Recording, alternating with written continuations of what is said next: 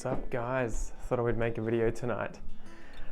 Just getting set up in my studio here, and it's always nice to give you a bit of a look behind the scenes and see how budget things are.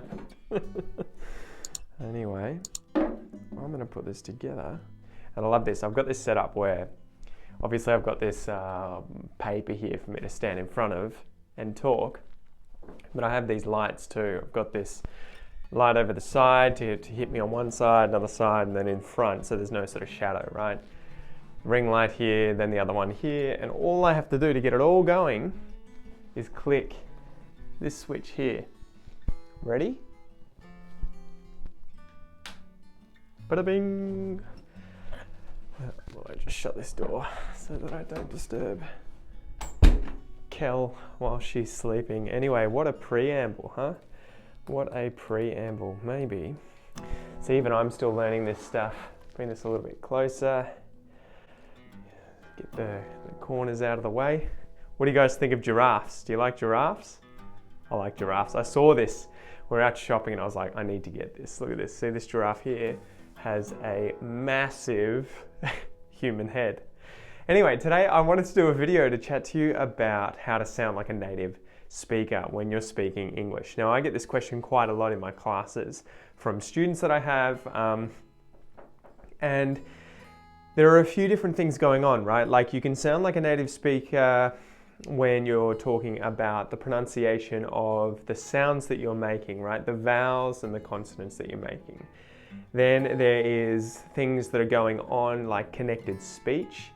So the contraction of words, the way in which words can join together and fuse or separate out as well, those sounds can change. So things like did you becoming did you, or even Jew, right? So that's one example too of something that a lot of people take notice of when they're trying to sound like natives. The sounds that natives are making and how the sounds change. Another aspect is obviously grammar, using the right grammar or using the wrong grammar in the right situations, right? So native speakers don't always use correct grammar, and in some cases, although they're pretty few and far between, it's not that common, but in some cases, it actually sounds more natural to not use the correct grammar than to use the correct grammar. And then apart from those sort of three there's also word choice, right? So the kinds of vocabulary that you're using, the kinds of expressions that you're using, the slang that you're using. And so there are all these different sort of features to what it is to sound like a native speaker in whatever language you're learning, although obviously we're talking about English today. So what should you focus on and how much attention should you give each of those aspects? This is the discussion I tend to have with a lot of my students. They'll be like, I focus on pronunciation primarily because what I am worried about is how I say the words.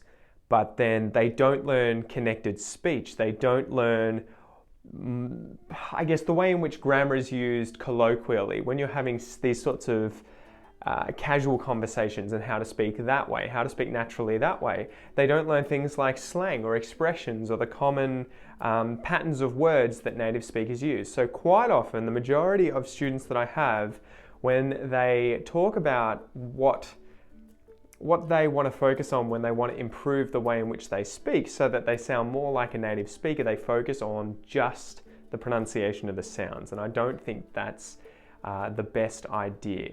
We'll talk a bit about that. I guess we'll get into it now. So the reason I don't think that's the best idea is because for me, it's much easier to have a conversation with someone who has an accent, who isn't pronouncing the words necessarily correctly, whatever that means, right? Who isn't pronouncing the words exactly as I pronounce the words, but who uses the same kind of language as me, right?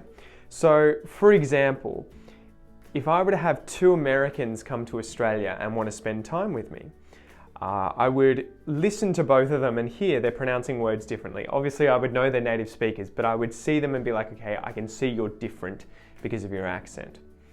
However, if one of them were to keep his accent, but start using Australian slang and start using Australian vocabulary and Australian expressions, right? So like, he might use an American accent still, and a very strong American accent, but he might say something like, do you want to go down the shops? We'll buy some ciggies, and then later on we'll go down the beach and grab some waves or catch some waves. Whereas if you had the other guy there who speaks with an Australian accent, but uses all of the American words, the American slang, to me, if I compare those two sort of imaginary people in my head, I think the guy who has the perfect accent but doesn't use the language that I use the same way that I use it, and the same way that I'm used to the people around me in Australia using that language, I feel like he would actually stand out more than the guy who has an accent but uses Australian vocab and Australian slang. Now obviously it's not necessarily a fair example because these guys are Americans. So imagine that we're going through the same sort of situation but with two foreigners who are learning English as their second language.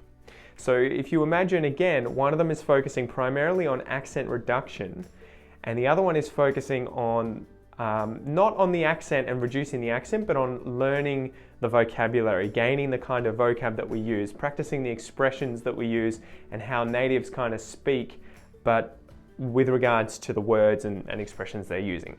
Again, I would feel like the guy with a stronger accent, I would feel a lot sort of closer to him culturally if he was using the language I'm used to using, right?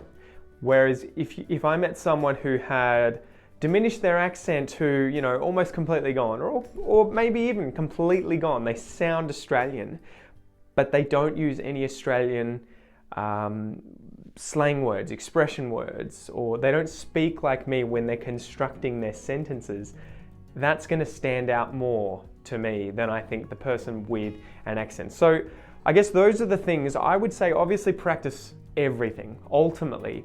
However, I would say don't just focus on pronunciation, don't focus primarily on the pronunciation of the sounds alone. Obviously, when you're learning English, it's important to try and pronounce things the way that natives pronounce them. But I think too often people learning a language avoid focusing on the expressions, the vocabulary, the slang. And I really, really want to encourage you guys who are following my channel, who are my students, who are finding me for the first time, try and really dive in and listen out for what native speakers say and not necessarily the pronunciation. You know, I'm taking for granted that you do that, right? I'm assuming you already practice pronunciation, but I highly encourage you to learn phrases. So for instance, if you were asking me to come over on the weekend, I might ring you up and you say, do you want to come over and have something to eat? Do you want to come over and have a barbie? Bring a few tinnies, bring some beers, and we'll chill out for a bit. We'll hang out for a bit.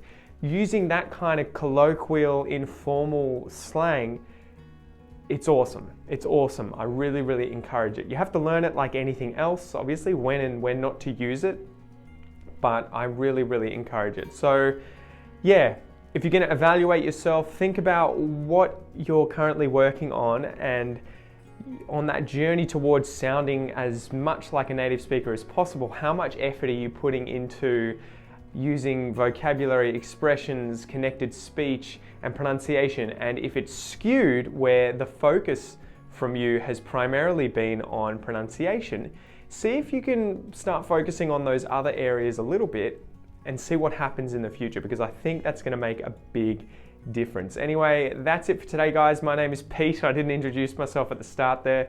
Make sure you listen to my podcast, the Aussie English Podcast, if you want to sound like a native speaker, as I'm always teaching slang, expressions, connected speech, everything like that. And I'll see you next time. Thanks for joining me. See ya.